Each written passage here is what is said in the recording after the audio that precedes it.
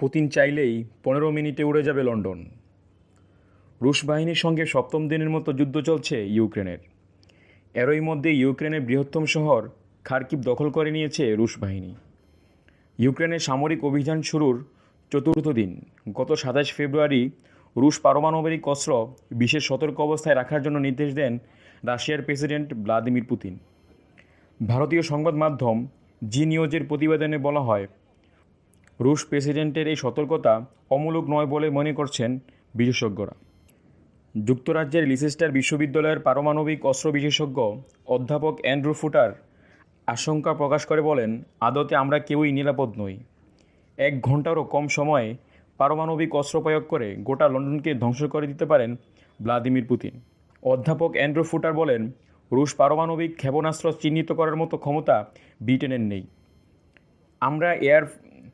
আমরা এয়ারক্রাফট বম্বারকে প্রতিহত করতে পারি, কিন্তু রাশিয়ার বেশিরভাগ পারমাণবিক অস্ত্রই ক্ষেপণাস্ত্র। খুব বেশি ক্ষেপণাস্ত্র ধেয়ে আসছে এটা আমরা দেখতে পারব, কারণ উত্তর ইয়র্কশায়ারের উপর আমাদের স্যাটেলাইট রয়েছে। এই বিশেষজ্ঞ সতর্ক করে বলেন, রুশ পারমাণবিক অস্ত্রে ধ্বংস হতে পারে লন্ডনের একটা বড় অংশ, মৃত্যু হতে পারে হাজার হাজার মানুষের। তিনি বলেন, রাশিয়া থেকে পারমাণবিক অস্ত্র লন্ডনে এসে পৌঁছাতে মাত্র 15 মিনিট সময় লাগবে। এই সময়ের মধ্যে গোটা শহর খালি করা কার্যত অসম্ভব। এই পারমাণবিক অস্ত্র বিশেষজ্ঞ বলেন, তেমন কিছু ঘটলে সরকারি কর্মকর্তাদের জন্য বাংকার রয়েছে, তারা সেখানে আত্মগোপন করে প্রাণ রক্ষা করতে পারবেন, কিন্তু অকালে মৃত্যু হবে সাধারণ মানুষের। তবে পারমাণবিক হামলা নিয়ে রুশ প্রেসিডেন্টের হুমকির বিষয়ে যুক্তরাজ্যের প্রতিরক্ষামন্ত্রী বেন ওয়ালেস বলেছেন, রুশ প্রেসিডেন্ট ভ্লাদিমির পুতিন ঘোষণা করেছেন তার পারমাণবিক বাহিনী উচ্চ সতর্কতার মধ্যে রয়েছে। এর মাধ্যমে তিনি বিশ্বকে স্মরণ করিয়ে দিচ্ছেন যে তার একটি প্রতিরোধ ব্যবস্থা রয়েছে। একই সঙ্গে এটি ইউক্রেনে সংঘটিত বাজে পরিস্থিতি থেকে বিভ্রান্ত করার চেষ্টাও বটে। যুক্তরাজ্যের প্রতিরক্ষামন্ত্রী বলেন, ব্রিটেনও একটি পারমাণবিক শক্তিধর দেশ এবং পুতিন জেনে রাখবেন যে পারমাণবিক অস্ত্র সম্পর্কিত কিছু ঘটলে পশ্চিমাদের দিক থেকেও সমপরিমাণ কিংবা কঠোর জবাব মিলবে।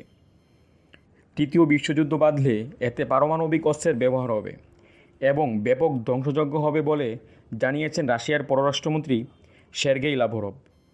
রাশিয়ার বার্তা সংস্থা আরআইএ লাভরভের বরাত দিয়ে বলেছেন, ইউক্রেনের হাতে যদি পারমাণবিক অস্ত্র আসে তাহলে তা রাশিয়ার জন্য সত্যিকারের হুমকি তৈরি করবে।